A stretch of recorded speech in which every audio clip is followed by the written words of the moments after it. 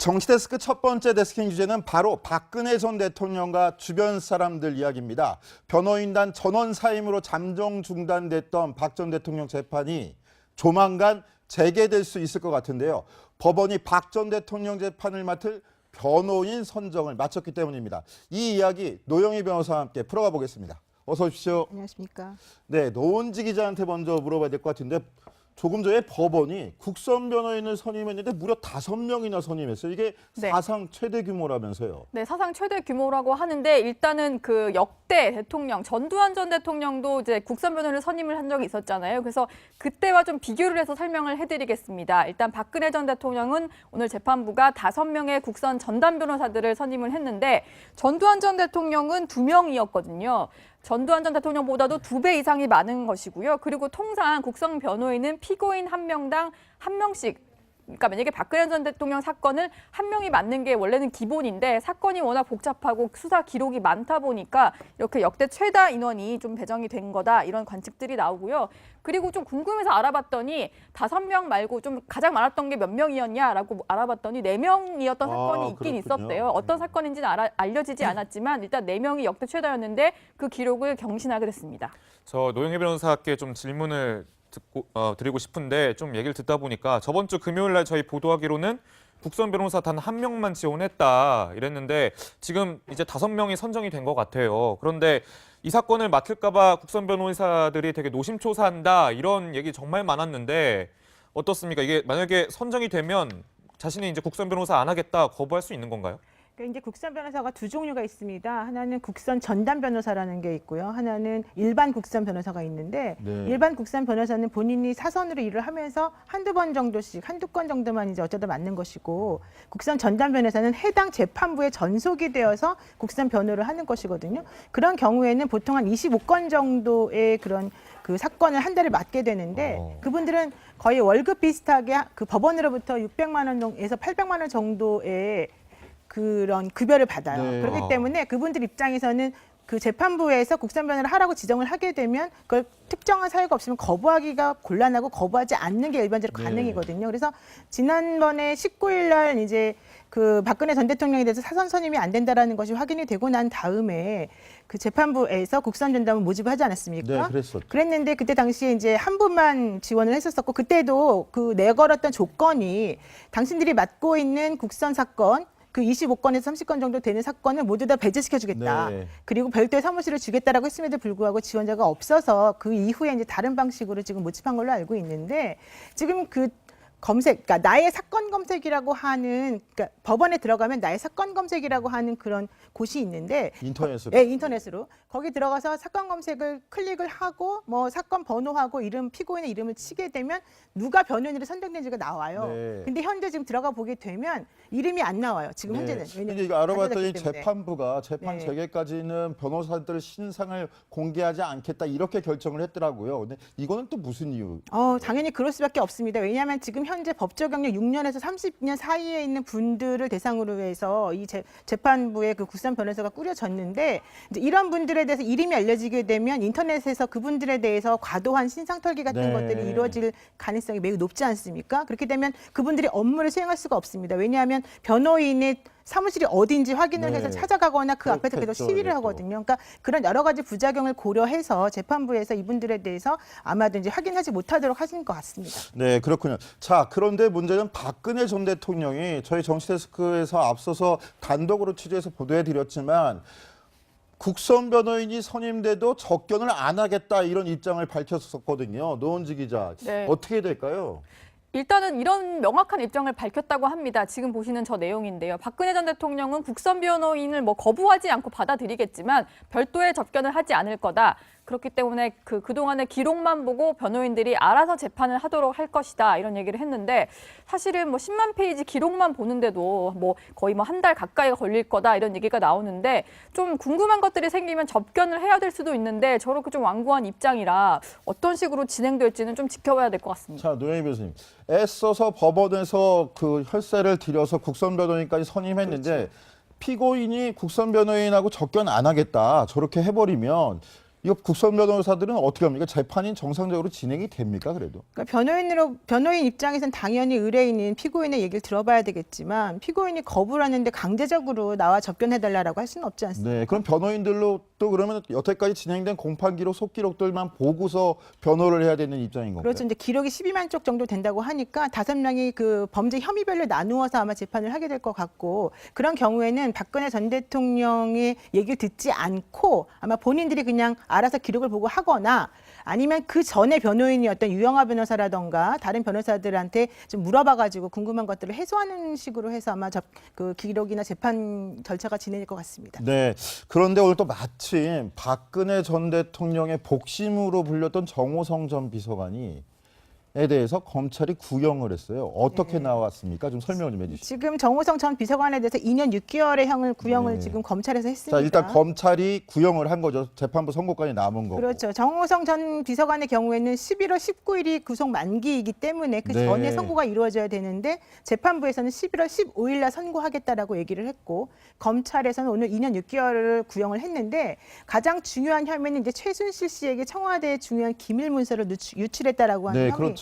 때문이고 이러한 것 때문에 이 우리나라의 그 신뢰 국정에 대한 신뢰가 뿌리째 흔들렸다 이제 이런 얘기를 지금 하면서 검찰에서 구형을 했는데 그 재판부에서는 기본적으로는 검찰에서 구형한 걸 전부 다 그 뭐 끝까지 구형한 것에 대해서 선고하지는 않는 경향이 그동안 많았었는데 이번 같은 경우에는 사안의 중대성을 감안해서 사실은 어떤 식으로 판결을 내릴지는 좀 생각을 해봐야 될 것 같습니다. 네, 한번 지켜봐야 될 것 같은데요. 그런데 오늘 또 화제의 장면이 있었습니다. 바로 오늘 법정에 나와서 최후 진술을 하던 정호성 전 비서관이 박근혜 전 대통령을 언급하면서 눈물을 삼키기도 했는데요. 정호성 전 비서관이 밝힌 소회 어떤 내용인지 음성 대역으로 준비했는데 한번 같이 들어보시죠. 개인적으로는 그동안 했던 노력들이 모두 무너진 것 같아 마음이 아프고 박근혜 대통령에 대해서는 우리 정치사에 박 대통령만큼 비극적인 사람이 또 있을까 하는 생각에 마음이 아픕니다. 박 대통령을 좀 더 모시지 못했던 부분에 대해서 책임감을 느낍니다. 정말 통탄스러운 일이고 정말 있을 수 없는 일인데 어쩌겠습니까? 이건 운명이라고 생각합니다. 자, 강병규 기자, 네. 좀 익숙한 목소리인 것 같은데. 누굴까요?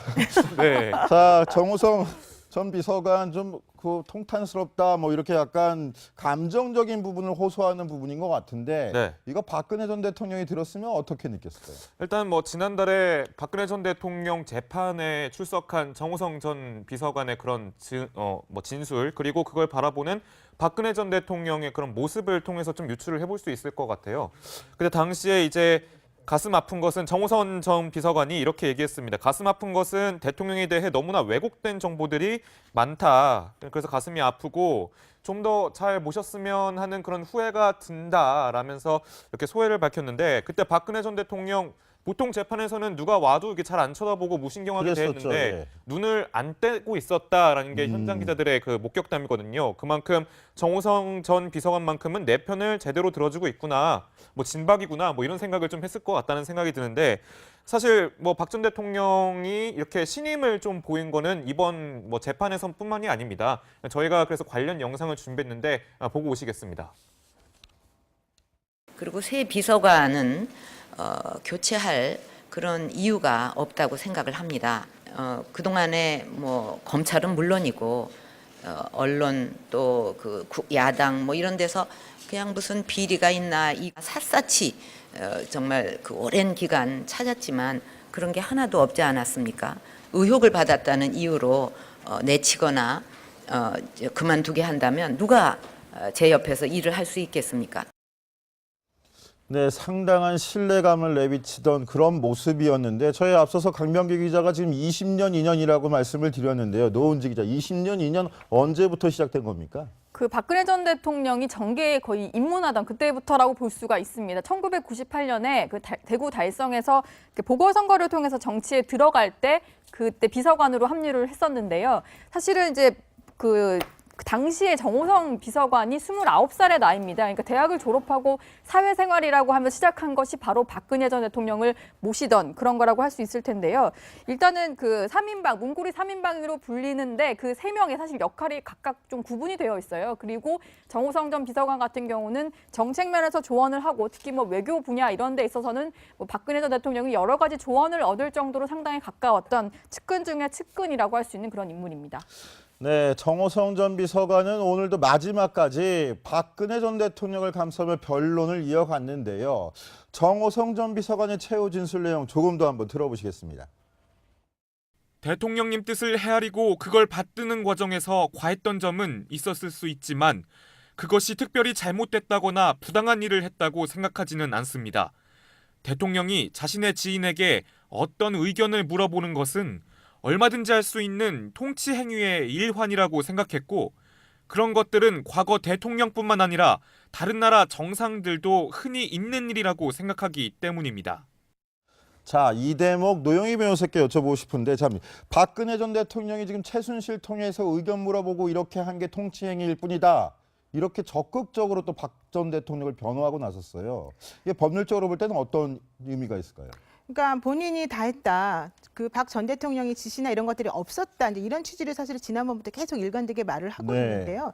그러면서도 뭐라고 얘기를 하고 있냐면 전혀 알지도 못하는 최 씨의 행동들과 연계해서 이 상황까지 오게 된 것이 매우 통탄스럽다 이런 말을 했거든요. 네, 그렇죠. 그렇게 되면 사실은 모순적이에요. 이제 재판부 입장에서는 그 박근혜 전 대통령 지시가 없이 오로지 정호성 전 비서관의 단독적인 행동이었다라는 식으로 판단을 하게 되면 네. 사실은 박근혜 전 대통령에 관련된 혐의는 무죄가 나와야 되는 건데 네, 그렇죠. 그렇게 하기에는 곤란한 부분이 정호성 전 비서관이 그 압수됐던 그 핸드폰에 있는 문자 메시지에는 사실 그와 반대되는 식의 내용이 네. 하나 들어있었었고 또 하나는 본인은 최순실을 알지도 못한다라고 했는데 만약에 박근혜 전 대통령이 지시하지 않았다라고 한다면 정호성 씨가 왜 그분에게 그런 면설문 같은 것들을 보내줬겠느냐 이런 것들은 사실 논리적으로 납득이 안 가지 않습니까? 그렇다면 네.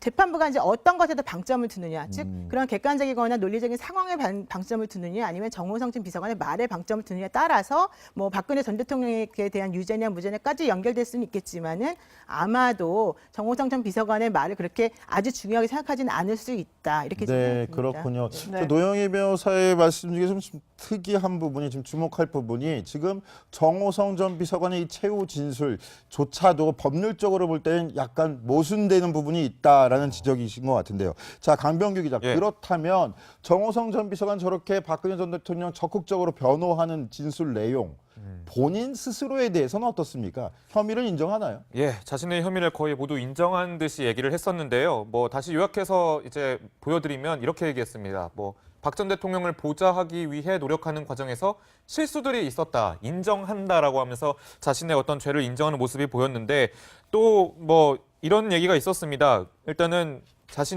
자신이 이런 도와주는 과정에서 보좌하는 과정에서 범했던 그런 실정법에 위반되는 잘못이 있다면 뭐 달게 책임을 받겠습니다. 이런 취지로 얘기하는 부분도 있었거든요. 그것을 봤을 때 그 혐의들을 인정하는 부분인데 한 가지로 이제 이 정호성 전 비서관 혐의를 좀 정리하면 공무상 기밀 누설 혐의가 되거든요. 그래서 예를 들면 뭐 우리 익히 뭐 보셨겠지만 최순실 씨가 이미 받았다라고 하는 그 연설문 초안들 그리고 청와대 대외비 문건들을 정호성 전 비서관을 통해서 최순실 씨에게 넘겨줬다라는 그런 혐의 때문인데 아무튼 뭐 오늘 얘기한 이 최후 진술들 보면은 이 혐의에 대해서 어느 정도 인정을 하고 죄값을 받겠다라고 초연하게 좀 나온 것 같다라는 그런 분석이 나옵니다. 네. 그런데 저는 궁금한 게 지금 문건 유출 혐의가 박근혜 전 대통령과 그 정호성 비서관이 공범으로 묶여 있는데 저렇게 다 인정을 해버리면 사실 1심 뭐 선고 결과는 봐야겠지만 저게 1심에서 유죄로 판단이 되면 사실 박근혜 전 대통령까지도 유죄다 이렇게 연결이 되는 거 아닌가요? 일단 정호성 전 비서관의 행위 자체는 인정이 될 수밖에 없는 구조이지 않습니까? 그렇다면 정호성 전 비서관의 행위가 유죄가 인정이 된다면 박근혜 전 대통령도 기밀 누설과 관련돼서 유죄인가? 그걸 따지기 위해서는 실제 그 문건을 유출시킨 행위는 사실은 정호성 전 비서관이 한 것이지 박 전 대통령이 직접 한 게 아니기 때문에 여기서 해결해야 될 문제는 박근혜 전 대통령이 정호성 전 비서관에게 지시를 했느냐 혹은 알고도 묵인 방조했느냐 이 부분을 확인하는 것이 가장 네. 필요합니다. 근데 지금 정호성 전 비서관이 스스로는 박근혜 전 대통령으로부터 지시받지 않았다라고 얘기를 해서 그 고리를 끊어내고 있어요. 네. 근데 아마도 고리를 끊어내기에는 박근혜 전 대통령과 최순실의 관계라던가 이 문건이 유출된 숫자라던가 이런 범위라든가 이렇게 광범위하기 때문에 박근혜 전 대통령에 대해서도 만약에 정호성 전 비서관에 대해서 유죄가 인정이 된다면 뭐 그 공범 내지는 뭐 교사범이나 방조범 쪽으로 연결될 가능성이 있습니다. 자, 근데 이게 역사의 아이러니, 역사의 수레바퀴일까요? 여러분, 내일이 무슨 날인지 혹시 아십니까? 오늘이 10월 25일, 바로 내일은 10월 26일, 박정희 전 대통령이 시해를 당했던 바로 12.6 사태가 벌어진 날인데, 노은지 기자, 작년 이맘때 박근혜 전 대통령은 무엇을 하고 있었을까요? 사실은 그때는 뭔가 보도가 터지면서 국정농단 사건에 이제 좀 시발점이 된 보도들이 연이어 벌어지면서 조금 착잡한 그런 상황이 된 상태였는데 사실은 이제 박근혜 전 대통령 같은 경우는 뭐 명절이라든지 아니면 아버지 어머니 기일 때 현충원을 참배를 해왔습니다. 지금 제 옆에 나가고 있는 저 사진이 언제냐면 그 올해 1월 23일인데요. 직무정지가 그 지난해 이제 12월에 됐었는데 직무정지 이후에 처음으로 외출을 한 겁니다. 저때 뭔가 착잡한 마음을 달래기 위해서 설 명절을 앞두고 저렇게 아버지, 어머니 묘역을 참배하는 모습이 사진 한 장으로 공개된 적이 있었는데요. 지금 사실 뭐 11.6뿐만이 아니라 이제 서거일뿐만이 아니라 다음 달 14일 같은 경우는 박정희 전 대통령 탄생 100주년이라고 해서 뭐 사실 임기를 계속 유지를 하고 있었다면 현직 대통령이었다면 뭔가 큰 행사를 치를 수 있었을 텐데 덩달아 약간 좀 행사 자체가 좀 퇴색이 되고 제대로 치르지 못할까 이런 우려들도 나오는 상황이고요. 좀 이번에는 좀 조용하게 지나가지 않을까 이런 생각들이 드네요. 그렇게 되면 그분들이 업무를 수행할 수가 없습니다. 왜냐하면 변호인의 사무실이 어딘지 확인을 네. 해서 찾아가거나 그 앞에서 계속 그렇겠죠, 시위를 이것도. 하거든요. 그러니까 그런 여러 가지 부작용을 고려해서 재판부에서 이분들에 대해서 아마도 이제 확인하지 못하도록 하신 것 같습니다. 네, 그렇군요. 자, 그런데 문제는 박근혜 전 대통령이 저희 정치데스크에서 앞서서 단독으로 취재해서 보도해드렸지만 국선 변호인이 선임돼도 접견을 안 하겠다 이런 입장을 밝혔었거든요. 노은지 기자, 네. 어떻게 될까요?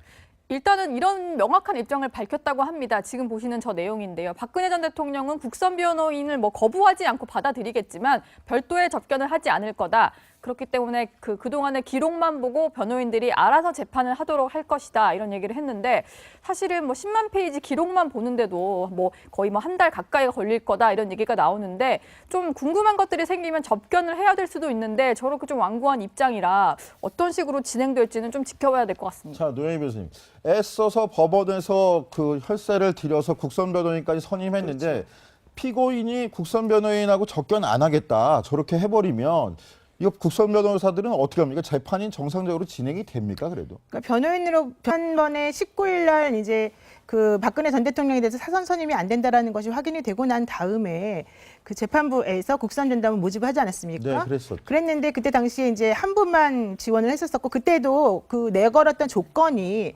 당신들이 맡고 있는 국선 사건 그 25건에서 30건 정도 되는 사건을 모두 다 배제시켜주겠다. 네. 그리고 별도의 사무실을 주겠다라고 했음에도 불구하고 지원자가 없어서 그 이후에 이제 다른 방식으로 지금 모집한 걸로 알고 있는데 지금 그 검색, 그러니까 나의 사건 검색이라고 하는, 그러니까 법원에 들어가면 나의 사건 검색이라고 하는 그런 곳이 있는데, 인터넷으로. 네, 인터넷으로 거기 들어가서 사건 검색을 클릭을 하고 뭐 사건 번호하고 이름 피고인의 이름을 치게 되면 누가 변호인으로 선정된지가 나와요. 네. 근데 현재 지금 들어가 보게 되면 이름이 안 나와요. 지금 현재는. 근데 이거 알아봤더니 가져갔기 때문에. 재판부가 재판 네. 재개까지는 변호사들 신상을 공개하지 않겠다 이렇게 결정을 했더라고요. 근데 이거는 또 무슨 이유? 당연히 그럴 수밖에 없습니다. 왜냐하면 지금 현재 법조 경력 6년에서 30년 사이에 있는 분들을 대상으로 해서 이 재판부의 그 국선 변호사가 꾸려졌는데 이제 이런 분들에 대해서 이름이 알려지게 되면 인터넷에서 그분들에 대해서 과도한 신상 털기 같은 네. 것들이 이루어질 가능성이 매우 높지 않습니까? 알아봤더니 4명이었던 사건이 있긴 그렇군요. 있었대요. 어떤 사건인지는 알려지지 않았지만 일단 4명이 역대 최다였는데 그 기록을 경신하게 됐습니다. 저 노영희 변호사께 좀 질문을 드리고 싶은데 좀 얘기를 듣다 보니까 저번 주 금요일 날 저희 보도하기로는 국선 변호사 단 한 명만 지원했다 이랬는데 지금 이제 5명이 선정이 된 것 같아요. 그런데 이 사건을 맡을까 봐 국선 변호사들이 되게 노심초사한다 이런 얘기 정말 많았는데 어떻습니까? 이게 만약에 선정이 되면 자신이 이제 국선 변호사 안 하겠다 거부할 수 있는 건가요? 그러니까 이제 국선 변호사가 두 종류가 있습니다. 하나는 국선 전담 변호사라는 게 있고요. 하나는 일반 국선 변호사가 있는데 네. 일반 국선 변호사는 본인이 사선으로 일을 하면서 한두 건 정도만 이제 어쩌다 맡는 것이고 국선 전담 변호사는 해당 재판부의 전속이 되어서 국선 변호를 하는 것이거든요. 그런 경우에는 보통 한 25건 정도의 그런 그 사건을 한 달에 맡게 되는데 그분들은 거의 월급 비슷하게 그 법원으로부터 600만 원에서 800만 원 정도의 그런 급여를 받아요. 네. 그렇기 때문에 그분들 입장에서는 그 재판부에서 국선 변호를 하라고 지정을 하게 되면 그걸 특정한 사유가 없으면 거부하기가 곤란하고 거부하지 않는 게 일반적으로 네. 가능이거든요. 그래서 지난 정치데스크 첫 번째 데스킹 주제는 바로 박근혜 전 대통령과 주변 사람들 이야기입니다. 변호인단 전원 사임으로 잠정 중단됐던 박 전 대통령 재판이 조만간 재개될 수 있을 것 같은데요. 법원이 박 전 대통령 재판을 맡을 변호인 선정을 마쳤기 때문입니다. 이 이야기 노영희 변호사와 함께 풀어가 보겠습니다. 어서 오십시오. 안녕하십니까. 네, 노은지 기자한테 먼저 물어봐야 될 것 같은데 조금 전에 법원이 국선 변호인을 선임했는데 무려 5명이나 선임했어요. 이게 네. 사상 최대 규모라면서요. 네, 사상 최대 규모라고 하는데 일단은 그 역대 대통령 전두환 전 대통령도 이제 국선 변호를 선임을 한 적이 있었잖아요. 그래서 그때와 좀 비교를 해서 설명을 해드리겠습니다. 일단 박근혜 전 대통령은 오늘 재판부가 5명의 국선 전담 변호사들을 선임을 했는데 전두환 전 대통령은 2명이었거든요. 전두환 전 대통령보다도 2배 이상이 많은 것이고요. 그리고 통상 국선 변호인은 피고인 1명당 1명씩, 그러니까 만약에 박근혜 전 대통령 사건을 1명이 맡는 게 원래는 기본인데 사건이 워낙 복잡하고 수사 기록이 많다 보니까 이렇게 역대 최다 인원이 좀 배정이 된 거다, 이런 관측들이 나오고요. 그리고 좀 궁금해서 알아봤더니 5명 말고 좀 가장 많았던 게 몇 명이었냐라고. 변호인 입장에서는 당연히 의뢰인인 피고인의 얘기를 들어봐야 되겠지만 피고인이 거부를 하는데 강제적으로 나와 접견해달라고 할 수는 없지 않습니까? 네, 그럼 변호인들로 또 그러면 여태까지 진행된 공판 기록, 속기록들만 보고서 변호를 해야 되는 입장인 건가요? 그렇죠. 이제 기록이 12만 쪽 정도 된다고 하니까 5명이 그 범죄 혐의별로 나누어서 아마 재판을 하게 될 것 같고 그런 경우에는 박근혜 전 대통령의 얘기를 듣지 않고 아마 본인들이 그냥 알아서 기록을 보고 하거나 아니면 그 전에 변호인이었던 유영하 변호사라던가 다른 변호사들한테 좀 물어봐가지고 궁금한 것들을 해소하는 식으로 해서 아마 그 기록이나 재판 절차가 진행될 것 같습니다. 네, 그런데 오늘 또 마침 박근혜 전 대통령의 복심으로 불렸던 정호성 전 비서관이 에 대해서 검찰이 구형을 했어요. 어떻게 나왔습니까? 좀 설명을 좀 해주시죠. 지금 정호성 전 비서관에 대해서 2년 6개월의 형을 구형을 네. 지금 검찰에서 했습니다. 자, 일단 검찰이 구형을 한 거죠. 재판부 선고까지 남은 거고. 그렇죠. 정호성 전 비서관의 경우에는 11월 19일이 구속 만기이기 때문에 그 네. 전에 선고가 이루어져야 되는데 재판부에서는 11월 15일 날 선고하겠다라고 얘기를 했고 검찰에서는 오늘 2년 6개월을 구형을 했는데 가장 중요한 혐의는 이제 최순실 씨에게 청와대의 중요한 기밀 문서를